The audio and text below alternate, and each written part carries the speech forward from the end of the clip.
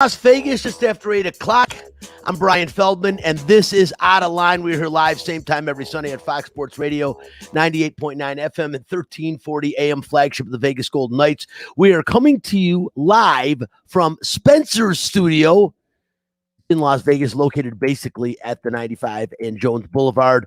Well, we're here because we've been booted from the Fox Sports Residential Bancorp studio until further notice due to what else? COVID protocol. One day. Joining me on the show is social media director Spencer "The Wiz" Ostrovsky. Nobody beats the Wiz. Nobody beats the Wiz. Yeah, that's right. Spencer has his own theme music. Oh, my God. Listen, also social distancing back in the Fox Sports Residential Bancorp studio is longtime Lotus Broadcasting producer Bobby Machado. Happy to have him joining us and helping us out here today on the show. We are also streaming live on the LV Sports Network, and you can watch the show on Facebook Live. The page is called Outta Line. That's OUTTALINE. You can also follow the show on Instagram and Twitter. It's at Outta Line Fox LV. Since we are live, your calls and questions are welcome. The Fox Sports Residential Bank studio line is 702-876-1340. Hi, this is Bubby, and it's time for What's on Tap. What's on Tap, brought to you by title sponsor Residential Bancorp. Whether purchasing a new home or refinancing the home you currently own, Residential Bancorp is the company to turn to for all of your home financing needs. Residential Bancorp, funding America one neighborhood at a time, now offering $2,500 free to everyone and anyone who qualifies for a home purchase loan in the state of Nevada. On Tap, we will give you some key upcoming dates for the Vegas Golden Knights. UNLV played a respectable first half of football in Arizona last night. Tennis history is being made this weekend. In fact, this is all about it. The Las Vegas Raiders host the Monday Night Football opener in front of a full house of vaccinated fans at Allegiant Stadium tomorrow night. And we will talk NFL Week 1 matchups and lines. The Wiz will catch us up on the playoff-bound Las Vegas Aces. And the Las Vegas Aviators have won 2 out of 3 so far in their 6-game homestand against Reno. They'll play tonight, tomorrow, and Tuesday if you want to catch them before they head back out of town. That's what's on tap. If you are looking to buy a home or to refinance the home you currently own, choose a company you can trust. Residential Bancorp, funding America one neighborhood at a time. And right now, Residential Bancorp is offering Nevada home buyers $2,500 towards closing costs for anyone and everyone who qualifies for any home financing program in the state of Nevada. Call 702-964-5720 for details. What's going on, Spence? Another week, and you're all over there. I just saw you drop the microphone thing. It's early Sunday morning. People don't realize you drive in from Pahrump every single Sunday. Matter of fact, just about every day of the week. Yeah, this is what I do for a living. It takes me about an hour 10 to get here, but trying to get the show ready, but everything should be good. I'm glad to be here. You're here every week, man. You get it done. You do the job, and we appreciate you. And that's how you go from intern to social media director to who knows what else is coming up in the future. But spent some key dates for the Vegas Golden Knights, and go ahead and hit this. Hockey players, as you know, are warriors. They don't give up. They come to play every game. It's time for Nightcap, a cupful of the Vegas Golden Knights. From highlights to interviews to special events, the puck starts here. Keep in mind, coming up for Vegas Golden Knights fans, I know we're off season. We got football season starting today, college going crazy, huge upset yesterday, all kinds of stuff going on. UNLV playing, tennis history, but Vegas Golden Knights, man, still among the top subjects in the state of Nevada on a regular basis, man. I probably don't go a week without at least talking about them a little bit, but some big dates coming up. The 15th, which is this coming Wednesday. the 30th. Yeah, it's Wednesday, right? They have rookie camp opens up, and then the 17th through the 20th, the rookie face-off tournament will be at Glendale, Arizona. An opportunity to head out there. There's tickets available to see the rookies all for the Vegas Golden Knights play. Training camp officially opens on September 22nd. The first preseason game is close to the end of the month. They'll play the San Jose Sharks on September 26th, and October 12th is the regular season opener at T-Mobile Arena against the brand new, how fitting that they play the newest franchise, the Seattle Kraken. So the most recent, the newest, I should say, expansion franchise against the most recent expansion franchise a couple years back, the Vegas Golden Knights. And Spencer, there's one other, which I think is a really important date for Vegas Golden Knights fans. And go ahead and you can give that one. Mark your calendar. January 8th, Fleury makes his debut back in the T-Mobile Arena, obviously with a different team. So I'm sure that'll be a very prestigious ticket. If you can get him now before people really realize what's going on, I would do it. It's going to be a great night. I expect rousing standing ovation for Marc-Andre Fleury.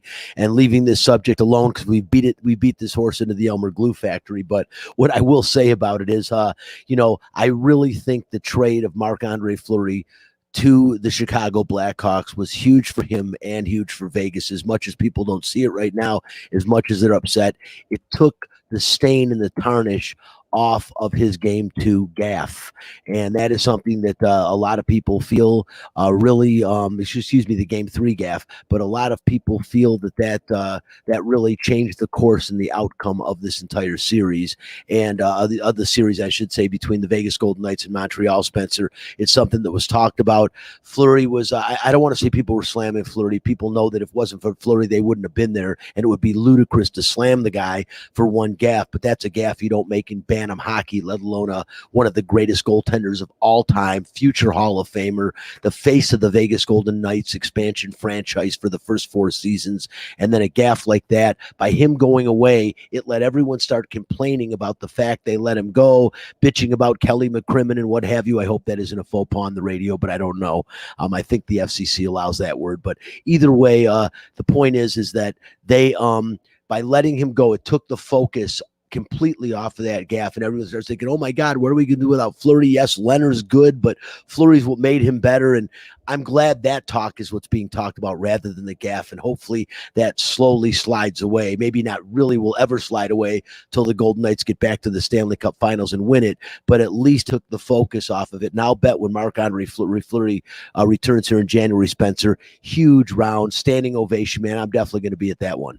Yeah, and as you were talking about that, hasn't it been the story of the Golden Knights their entire tenure in the league with just some crazy things happening, like San Jose? You have the major penalty, one of the biggest gaffes for refs ever, maybe in NHL. So it's just funny that there's just the Golden Knights are always there, but there's always just some strange occurrence that happens that keeps them from going all the way. It's Vegas, man. What happens in Vegas? Well, I guess when it comes to the Vegas Golden Knights, it doesn't stay in Vegas. But, it's been an unbelievable run. There are all kinds of different stories around, but I wasn't surprised at all. As I've said many times, I thought Ryan Reeves, I thought Marc-Andre Fleury, I thought they'd both be gone at the end of the season based on what I saw. And again, Fleury going to be 38 years old. His trade value is never higher than it is right now after winning the prestigious award that he did this year. And Marc-Andre Fleury, one of the greatest of all times. We'll leave that alone. And let's talk about some UNLV football, Spencer. UNLV played Arizona State yesterday, and for the first half, we had a competitive game. UNLV started off poking your nose in front right away with maybe their second or third most valuable player in Goody Harris, who's perfect on the season so far with field goal attempts. But this was the end of the game. Now in the game. Brumfield with time. Leaping towards the goal line, goes airborne and gets in. Touchdown, UNLV. A solid win for Arizona State, but definitely their rushing attack is one it's going to be hard to stop all season long. Well, as you heard, the touchdown run by Brumfield, who I think right now is their best bet and best quarterback. People might argue with me. A lot of people are really excited about Tate Martell returning. Of course, Spencer, the kid was an All-American, the blue chip player of the year out of high school, went to Ohio State in a full ride. Things didn't work out there. Transfers down to the U, Miami. Things didn't work out there. Now here he's back at UNLV. If you're wondering why he's not playing, yeah, he suited up and was activated yesterday. He had major thumb surgery, and that thumb's been causing him a tremendous amount of problems.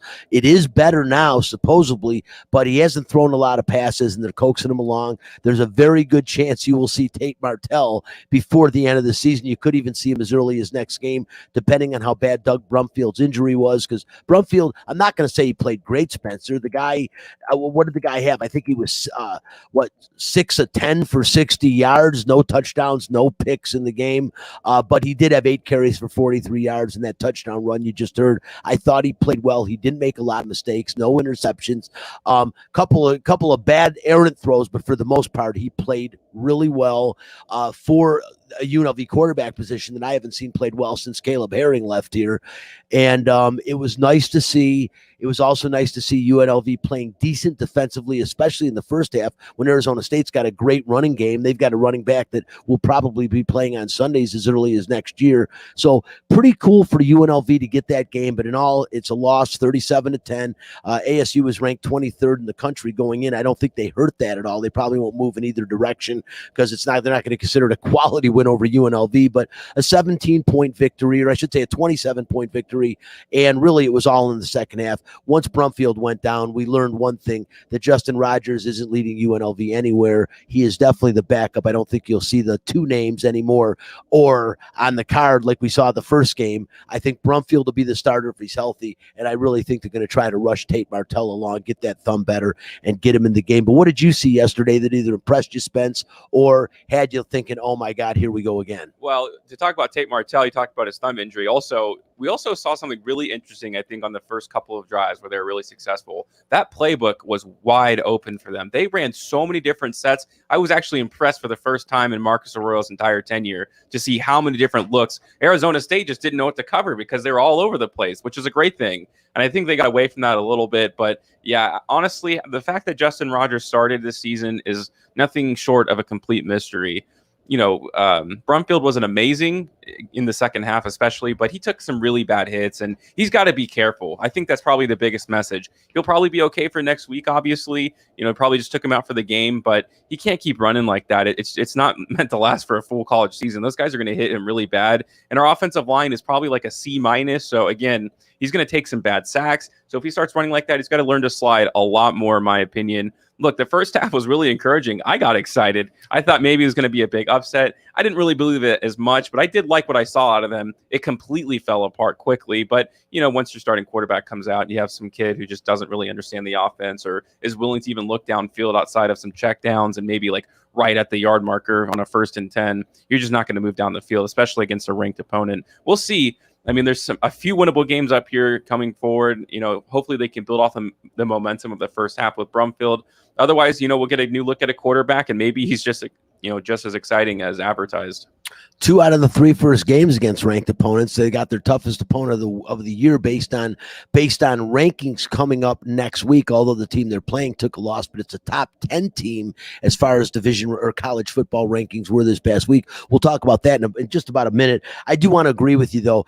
They were imaginative, Spencer. I saw some ingenuity. I saw some creativity. And I'm not going to give the credit to Marcus Arroyo. I'm going to give it to the offensive coordinator and the quarterback's coach, Glenn Thomas, who, I thought really called a good game. I mean, Marcus Arroyo's made it clear that his coordinators make the calls. So let's give credit where credit is due. There was some imagination, and he is utilizing the talents of Doug Brumfield, which I think is huge. You go to the well with the talents that you see in front of you. And I thought he used Doug Brumfield very well. Obviously, we're going to have to see more passing and better passing out of Brumfield, but no interceptions. I'll take 1 touchdown run. I hope, again, I don't have any word on what happened. He definitely didn't play after he took a big hit. He came back in the game for the rest of that series. We never saw him again. That's interesting. And again, if he can't go, I believe they're going to rush Tate Martell along, and I'll bet he starts next week against Iowa State. It's at home. It's at Allegiant Stadium. What a way for his homecoming to start in front of a fairly good crowd, I would imagine, still at Allegiant Stadium. And Tate Martell, it'd be the perfect time to bring him back. But if Brumfield's healthy, I'd probably start him and elevate Martell up to the number 2 because, again, from what I've seen out of Justin Rogers in the first 2 games, I could almost smell the television set. Okay, I know this is out of line, but it wasn't good. So enough of that. Talking again, that moving ahead, Spencer, next week they do play Iowa State. Going into this week, Iowa State ranked number 9 in the country. They got beat pretty well by in-state rivalry, but it's not like they got beat by a slouch. They got beat by the Iowa Hawkeyes, who are ranked 10th right behind them. And really, Iowa kind of dominated the game from what I saw. I didn't see very much of it. I only saw the highlights and maybe a very small portion of the game. 27-17, a 10-point win. But Iowa State has an imposing defense, Spencer. They've got a really good offense. As far as anything UNLV has run across, probably more proficient offense than Arizona State does. Arizona State may be a better running game, but a better all-around offense in Iowa State. It's going to be a tough game for them next week, and their defense is really going to have to step up. And one thing I want to mention before I let you elaborate and tell me what you think about the game coming up is the play of Noel Williams. We talked about him last week. He got kicked out of the game early for a targeting call in the opener against Eastern Washington. But Spencer, this kid continues to impress. He had the one big pick in the end zone that took away Arizona State's first drive and really kept them from getting a lot of momentum, and maybe why it was only a 4-point game going into halftime, which was really impressive. 5 tackles, 2 of them run assisted, and that 1 interceptions. Plus, he runs back kicks for the team, had that one little nice run back. He's a fearless competitor. He's young, and if that's the future of UNLV football, I like it, but it's a tribute to recruiting to get that guy to come here, because I think Noel Williams in 2 years from now will be an all Mountain West player. I know that's a big statement, but this kid looks really good. No, he could definitely be like the best DB in the entire conference, in my opinion. He is that good. And there's a lot to like, I think, on the UNLV defense. They've made a lot of really positive plays. They make enough plays, I'll say it this way, that if our offense keeps up, they can win some football games this year. And that is something we have not been able to say about UNLV, well, at least in the entire time I was there at college. Their defense has been bad. And it may not be perfect. It may not be the best in the Mountain West, but certainly it's enough that if Brumfield plays an entire full game, and it's probably not against a ranked opponent, because next week they are going to get absolutely destroyed. A bitter Iowa State is not going to come in and be too happy, because it's a division rival. It's a really bad loss. You don't want to lose that way. They played pretty sloppy, a lot of turnovers. They're going to have their bounce back win against UNLV, and hopefully they can go forward from there. I like it, and I think next week will be a tough loss. But after what I've seen, Spencer, I think this is a team. I think we'll at least see some competitive football out of UNLV, and just to see them shoring up defensively. I just can never watch defensive effort like I saw last year. Like I said, there's no way they could be worse. I'm pleasantly surprised with what I've seen, even though they're 0-2. They were in both football games till late, and that's pretty impressive. So we'll take it. We'll get the fact this in a minute. I think you got some sound from the Joker. I'm going to put my heart and my soul and my body and my head into that one. I'm going to treat the next match like it is the last match of my career. Well, Spencer, before you play this, and that was Djokovic, and I wanted you to hear that we're teasing fact this, which you're going to hear in a minute. There's a reason he said he's going to put everything into his career, and you're going to hear that in 1 minute on fact this, because he's something special. And is he the greatest of all time? We'll hear that in a minute. I just really quickly, one thing we almost left out is talking about college football and some of the big upsets. And I don't want to leave and forget about the game yesterday, but Ohio State and Oregon. I mean, I knew Oregon was going to be a decent team. I knew that CJ, I think his name's CJ Brett, Shroud, I think. No, Brendel for Oregon. Oh, who is the running back guy? The guy has 161 yards. I think 3 touchdowns yesterday in the ground. I watched about half of the game. I was flipping around to all the different games, but I will tell you, Oregon looked really good. They looked extremely fast. 35-28 winners at the Horseshoe in Columbus is a very, very tough place to win. Ohio State struggled against Minnesota last week, and now they get beat by Oregon. Is Oregon this good in a team that we got to start talking about as potentially a playoff team, or is Ohio State not as good as everyone thought they were going to be at the beginning of the season? The biggest question for me, and I'm curious to get your answer on this, do you think Urban Meyer is secretly happy to see that Ohio State's kind of not falling apart? They're still going to be a great team in the country, but if they're not top tier like when he was there, you think he's going to be secretly happy because when he passed the guard, he's kind of forced out of Ohio State, And they kept winning again and again, kind of at the same level that he was. I think seeing them kind of falter here because, look, Oregon did play a great football game, but Ohio State is not looking so great, especially defensively. They looked shaky in week 1. They barely won. So when they played a top-ranked opponent, it wasn't that shocking to me to see the results of this game. But, you have to give credit to Verdell, I believe his name is CJ Verdell, who had like 161 yards rushing. You don't want to discredit them completely, but Ohio State is not looking like a top-tier team for me right now.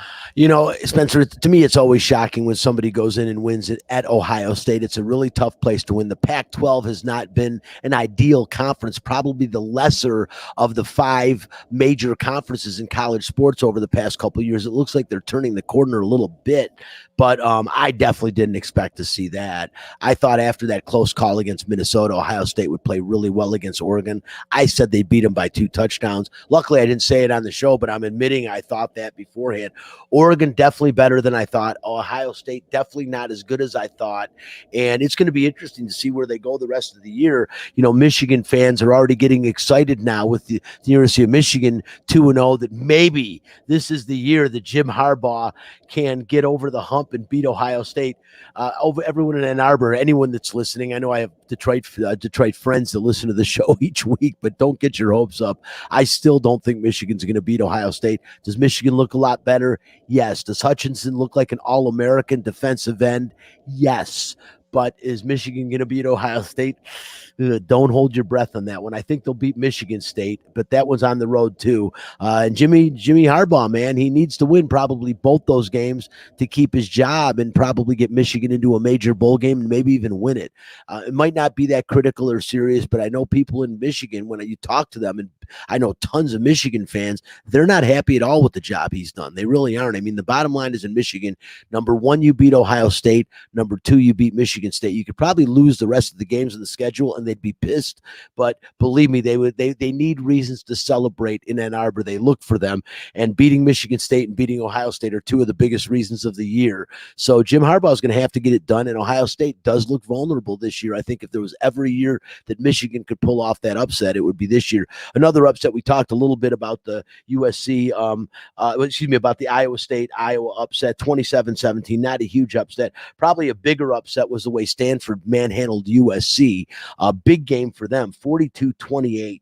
USC never really in the game, man. Stanford just pounded them, and I think USC may be a little bit overrated this year. And the other one was Arkansas beating Texas. I think was kind of a surprise. Texas ranked 15th, and Arkansas beat them 40-21. And I love that quarterback for Arkansas. The guy is just huge, Spencer. It's KJ Jefferson. He's 6'3", 245 pounds. He reminds me like a Jared Lorenzen when he used to quarterback at Kentucky. Just this huge guy, except Jared Lorenzen looked fat. This guy just looks big.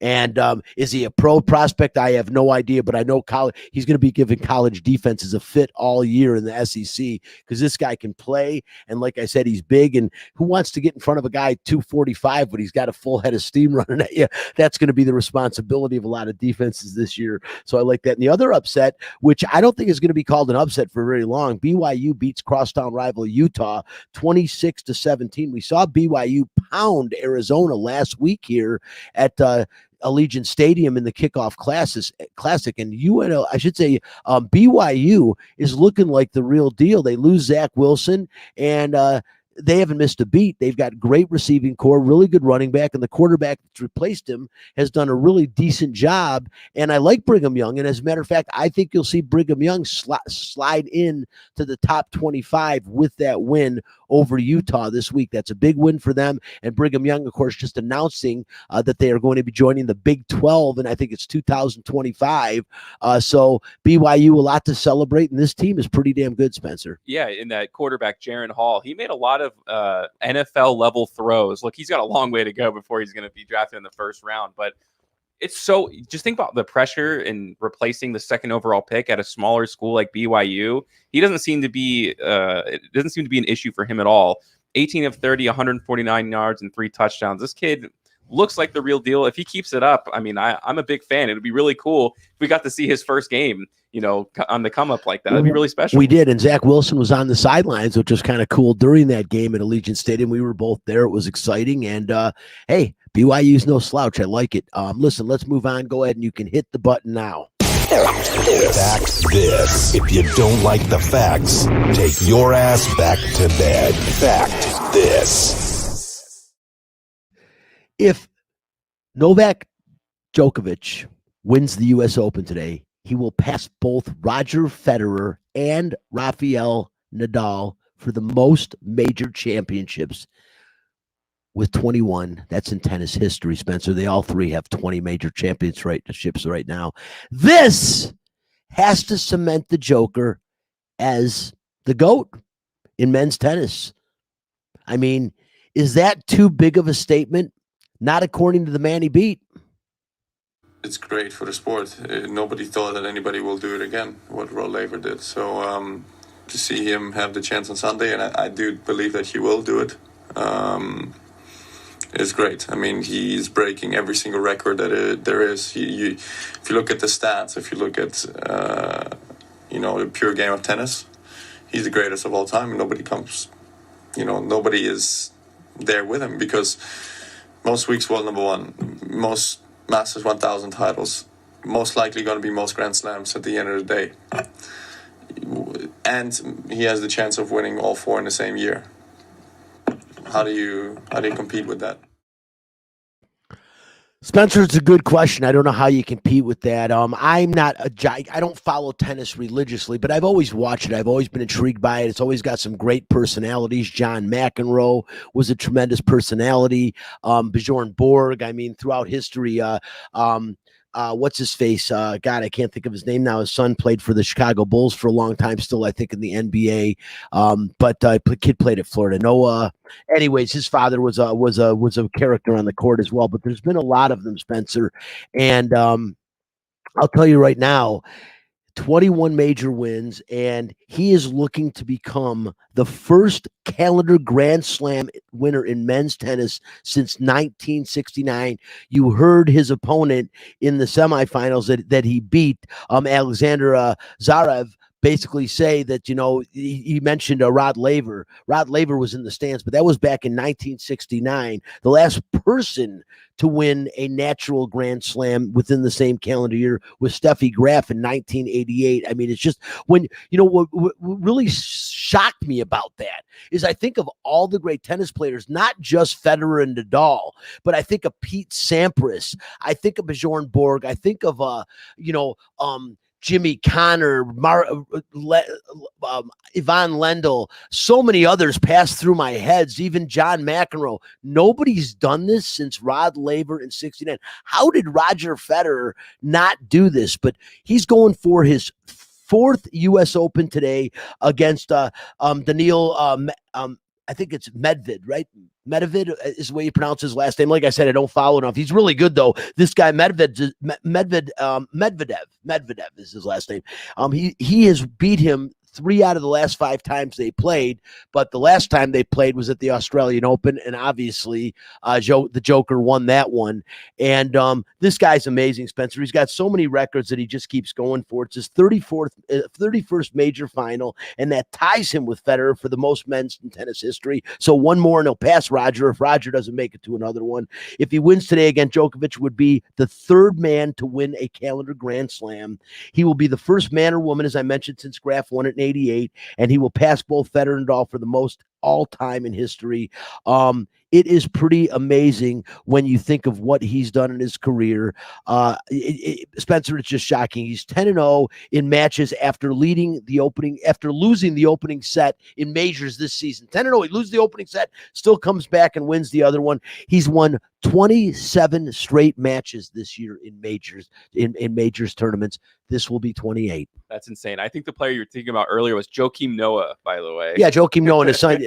Yes, exactly. I just looked it up. But no, it's like tennis has this very storied history, which is very interesting because the game has literally not changed since its inception. When you think about basketball, I think of the 3-point line and football and just the way the rules have changed. It is not like that for tennis. A lot of these guys are apples to apples for the most part. You maybe can talk about the talent pool, but I wouldn't say that any one point in time tennis had the best players in the world. So what he's doing right now is insane. And I always make fun of like Sports Center and all these other places for making up like, oh, he's the first player on a Tuesday to do this. This is not like that. What he's doing is actually very, very special, and I hope he gets it. Spencer, special enough for the opening football Sunday. UNLV played. We got the Aces heading to the playoff. Aviators, one of the hottest teams in AAA baseball, and we're talking tennis here. So you know how big this is, and honestly, gigantic. And what he's doing is incredible. Medvedev is a formidable opponent, as I said, ranked number 2 going into the U.S. Open. So very rarely on a football Sunday, especially opening week, I'm going to be going back and forth and watching this match today,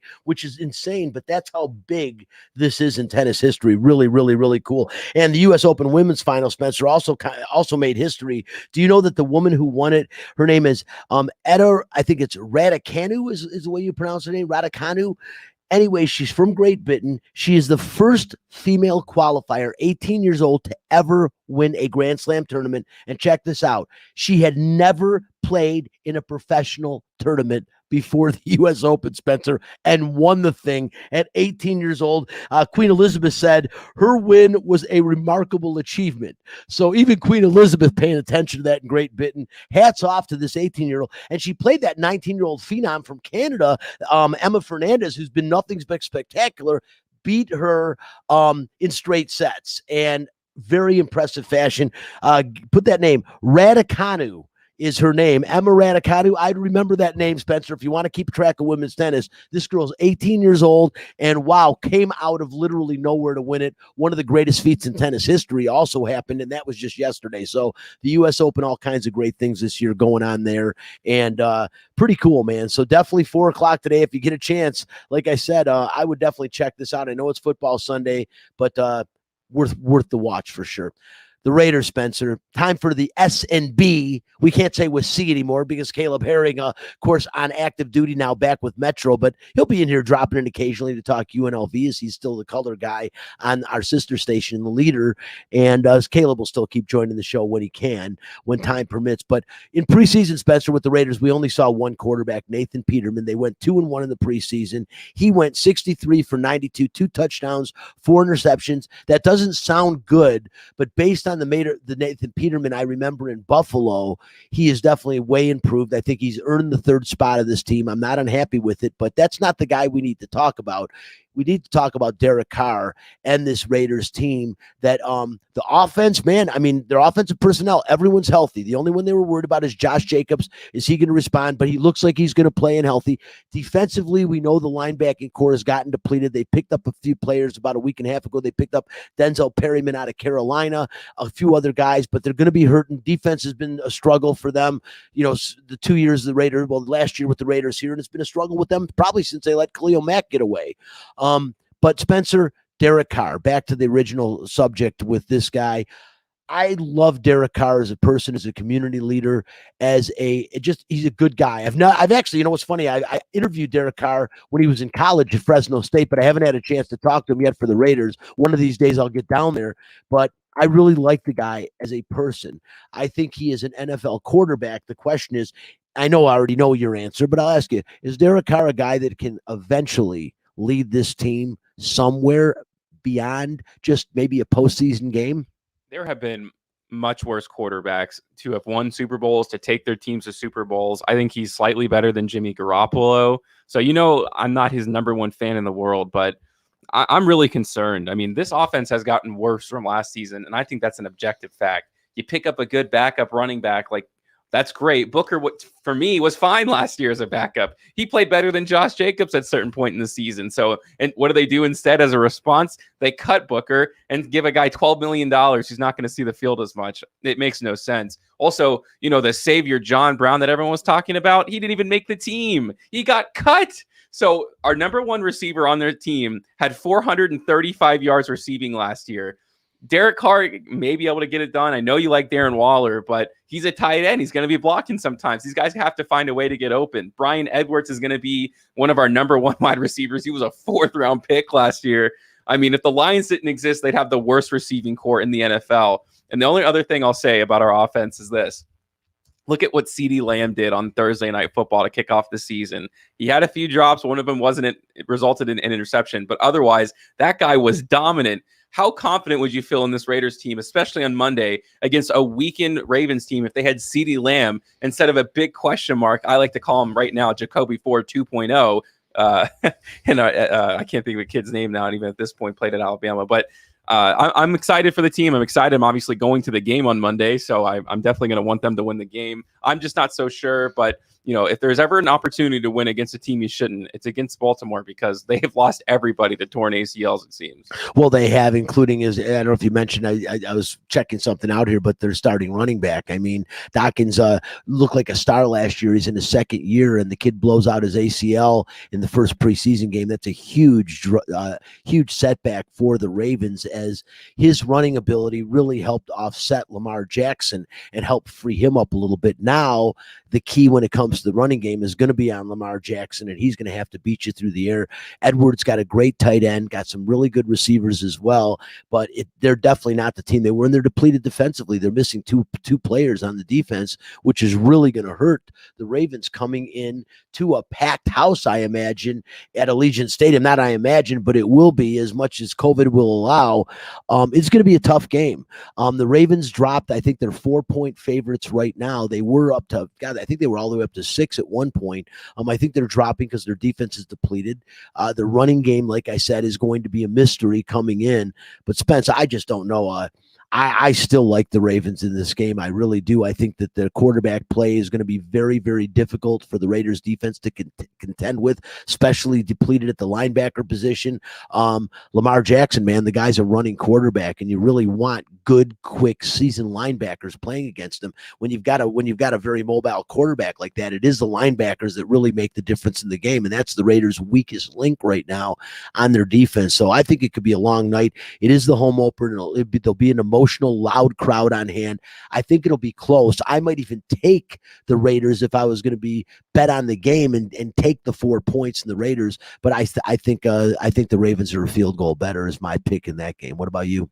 I actually think the Raiders are going to win this game. I think it's just going to be too exciting for them. I think they're going to, if they can just produce enough points, I think the Raiders defense will hold just enough because they don't have to worry about the run game. They can focus more, on covering their mediocre wide receivers that they have over there in Baltimore. I'm not huge on the Raiders this entire season, but for this one, for the most exciting game of the season, pretty much for me, I say they get the win. And actually not even very close. I think they blow them out. Spencer, I you know what? I love your optimism. I'm wearing the Raiders hat. As you can see, I'm wearing my Matthew Stafford Lions jersey because Matthew Stafford makes his debut tonight on the opener of Sunday Night Football. It should be an interesting game with the Rams and the Bears. The Bears starting the red pea shooter. Who knows? You might even get to see Marge Simpson. And people keep saying, "Why do you say Marge Simpson?" Will you put a picture of Justin Fields up next to a picture of Marge Simpson and look at the two of them? He is Marge Simpson. But he will be the starting quarterback for the Chicago Bears very soon. I don't know if he'll get in the game tonight, but if they look awful, you might see him because the Rams defense is going to fluster a lot of teams this year. And Andy Dalton especially, man, that guy will be running for his life, and he doesn't have much mobility left. Justin Fields will be in the lineup soon. Tonight, I don't know if tonight, Andy Dalton would have to play really bad or get hurt, I think, for Fields to get on the field tonight. But you never know. Maybe in the second half, they take a look at the kid. But that's going to be interesting. And I'm wearing Matthew Stafford. Then, of course, I'm wearing the Raiders hat. The Raiders' first game ever at Allegiant Stadium in front of fans. I should say first regular season game ever. It's going to be interesting, Spencer. It'll be an interesting Monday night to see what happens and to see this version of the Las Vegas Raiders, to see if they're going to definitely, in fact, be better than last year's. Offensively, it's going to be tough all the way around. Offensive line is still weak too, even though they use their number one pick on an offensive tackle. I still think the offensive line is going to be a problem as well. It should be interesting. Other games, Spencer, I brought up the Lions and want to talk about that as well. Of course, when I brought up Matthew Stafford going over to the Rams and the 49ers going into Detroit, they're like 8.5 point favorites right now in Detroit. I don't think it's enough. I mean, I want to pull for the Lions. It's why I'm wearing the jersey. It's at the beginning of the season. We always have hope. They're 0-0. They're tied for the best record in the National Football League right now at 0-0. So that's why I wear a Lions jersey to start the season every year. But I just don't know this 49ers team. I mean, Jimmy G, the biggest question with them is I didn't think Trey Lance looked ready to play at this level yet. And I think it's going to take some more seasoning. He's sitting behind a decent guy to get seasoned. Jimmy G's not going to be someone you want to model your game after necessarily, but he's a fundamentally sound quarterback. He has taken a team to the Super Bowl. His biggest problem is, can the guy stay healthy? He's missed 23 out of 48 games in the last 3 seasons, Spencer. That's just way too much. Trey Lance needs to be ready right now, because chances are, if history it repeats itself in any way, shape, or form, Trey Lance is going to be in the lineup pretty soon. The 49ers traded 3 first-round picks overall to the Miami Dolphins to move up to get Lance. So they are definitely expecting him to be the starting quarterback in the near future. What's the near future to me? First of all, do you think the Lions have a prayer against the 49ers today? And secondly, what do you think the near future means for Trey Lance? Well, first I would say I hope not, because I put a lot of money on the 49ers to win that football game today. So probably one of my biggest bets of the season. So I don't think that's going to happen personally. It's just the Lions are going to have a real big problem this year. They don't have a lot of talent on either side of the football. Maybe defensively, there's a few things you can look forward to. And DeAndre Swift was like possibly involved in a murder recently. I don't know if you heard about that, but that might be happening. I don't know. We'll see what ends up happening there. But, Trey Lance, I think he will have a shot at some point. I do think Jimmy Garoppolo is going to get hurt. I see Jimmy G as like a Kroger brand Derek Carr. It's kind of how I describe him. He can win you football games simply because the rest of their team is just that good. Debo Samuel, Ayuk, who got hurt early last season, he's going to be back. A great running game with a myriad of talented guys. So, and we all know that they're going to have a good playbook as well. If he doesn't get hurt, Lance isn't seeing the field this season, that's for sure. But like you said, when has Jimmy G ever played a full season, if ever? I don't think he has. Yeah, you talked about 2 of the receivers in Ayuk and Debo Samuels will come back, and you've got another guy that is going to come back healthy, and one of the best wide receivers in the game. Yet he's listed as a tight end, and that's Kittle. George Kittle's is, in my opinion, the 3rd best tight end in the National Football League, behind Travis Kelce and Darren Waller. And you add him to that mix with an already very seasoned, grizzled 49er team and a 4-headed. But again, they've got 4 guys that can carry the ball in the backfield. And the biggest thing for the 49ers that people say, well, how did they fall off so much? Like, look at how unhealthy they were defensively in 2020. It was almost a crime. They were literally down to a skeleton crew of themselves. And really, when you look at a couple of years ago when they made it to the Super Bowl against Kansas City, it was by their defense and their running game offensively. It had very little to do with Jimmy G. He was serviceable. He's efficient. Like I said, he's a fundamentally sound quarterback for the most part, as long as you don't require him to win you a football game. Serviceable. What cost them in the Super Bowl to this day, I'll say 100%, was Shanahan. Their coach, Kyle Shanahan, all of a sudden, the running game had been working all game for him. They're winning the football game, and then in the 4th quarter, he decides, let's let Jimmy G start throwing the football. Huge mistake. I don't know why he did that to Jimmy G or he did it to his team, but the reason the 49ers were got that far, was that year they had the best defense in the National Football League.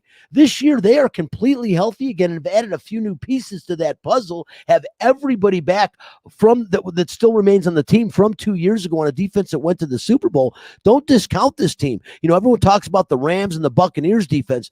Hey, the 49ers are right there with them. Trust me, and I think you'll see that tonight. It won't be a great example against the Detroit Lions, but they're on the road. They're against the Detroit Lions. And other than TJ Hawkinson, Jared Goff has no weapons to throw the football to him. You talk about a tight end that needs to be a wide receiver this year that will be double and triple team. TJ Hawkinson, probably a top 5 NFL tight end right now, and he's the only weapon. Swift can catch the ball out of the backfield, but you're not going to rely on that. You're looking at young and really unproven wide receivers in Detroit this year. They had a fire sale last year, Spencer. I talk about all the time how sick I am. They got rid of everyone. They got rid of Prater. They got rid of Harris, their special team kicker and punter. And then, of course, they got rid of all 3 of their top wide receivers are gone with Kenny Golladay in New York. You've got Marvin Jones in Jacksonville. I don't know where the hell Danny Amendola went. Maybe he retired, but they're all gone. and I am really concerned with this team. 0-16, no. I think they'll win 5 or 6 games this year. I do, which is not what I want them to do. But today, 8.5 points in San Francisco. We're not to our pig segments yet, but stay tuned. That is going to be a really tough one. A game that's really interesting to me, Spencer, this year is, people are all wondering, did Ben Roethlisberger, is he holding on too tight? Should he get out of the game? At times, he can still throw a good football. At other times, man, he looks so washed up, it's not funny. And he's got a real tough task today in Buffalo against Josh Allen, who, other than next to Patrick Mahomes, might be the best quarterback in the National Football League or on his way to being there. This is a real tough team. They've beaten the Steelers the last 2 times they've played them, and they're coming off a franchise-tying 13-win season, 6.5-point favorite against the Steelers. What do you think about this game? Pretty intriguing matchup. Well, here's the thing. This is probably the most interesting game of the week because Josh Allen's a complete anomaly.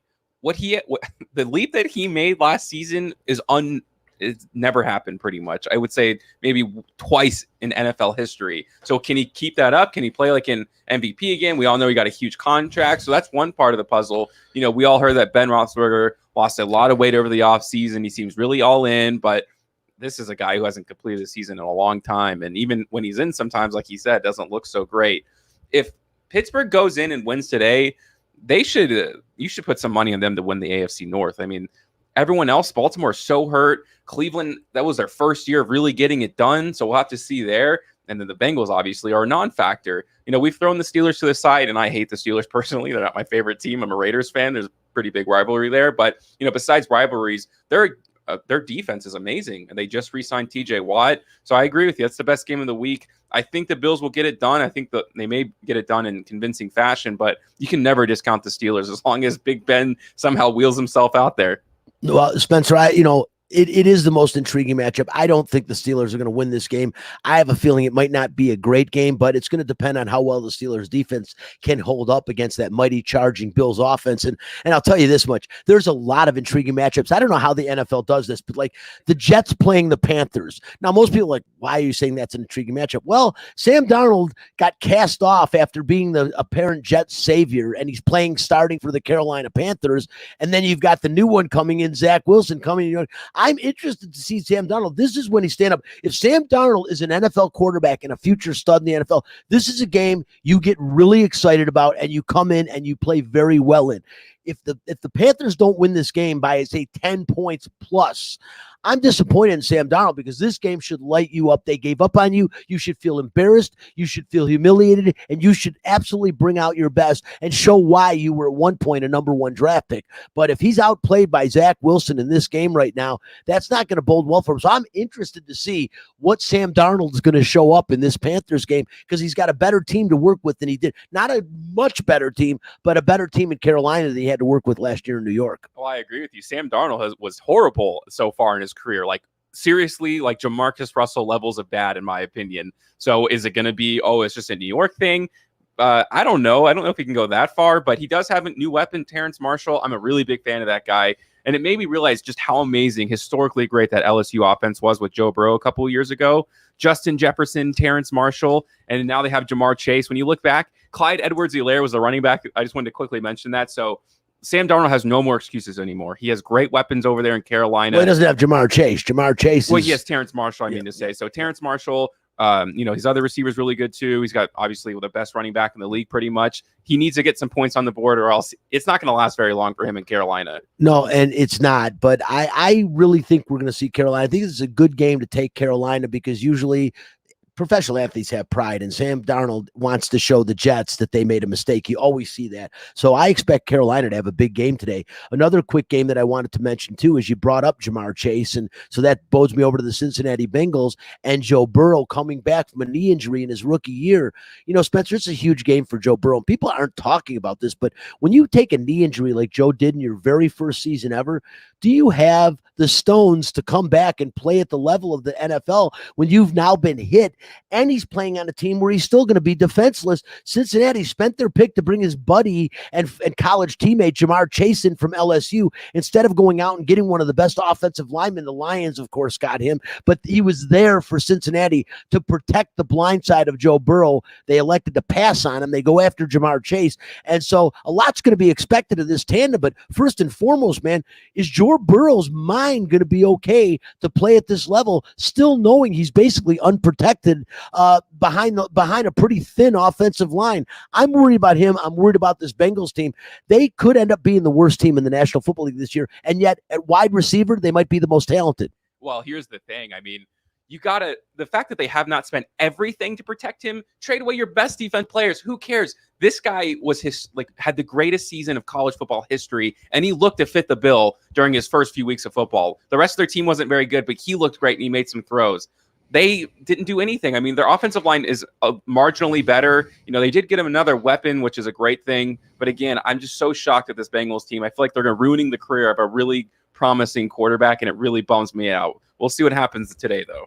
Last game I want to talk about, we got to move on as we're running out of time here, but the Sunday night game, we talked about Matthew Stafford's debut with the Rams. All the Rams have been singing his praises, saying he's making every pass, he's making every play. He's picked up the playbook very, very quickly. Young coach, young successful coach that seems to jive well with the players. They're playing the Bears. Bears are still a decent defense. But, the offense is going to be suspect. They've got a running game. Allen Robinson, they definitely have a receiving game, decent tight end. Obviously, Andy Dalton, the starter for week 1. But this is one, when you say who's going to be the first quarterback to be replaced in 2021, it's got to be the red pea shooter. Andy Dalton, I mean, there's no way this can get the guy done. I think when he got traded from Dallas to Chicago, Bears fans were crying all over the country till they drafted Marge Simpson. Now that they have Justin Fields, and I'll refer to him as both those terms as time goes on, maybe I'll even give him that nickname.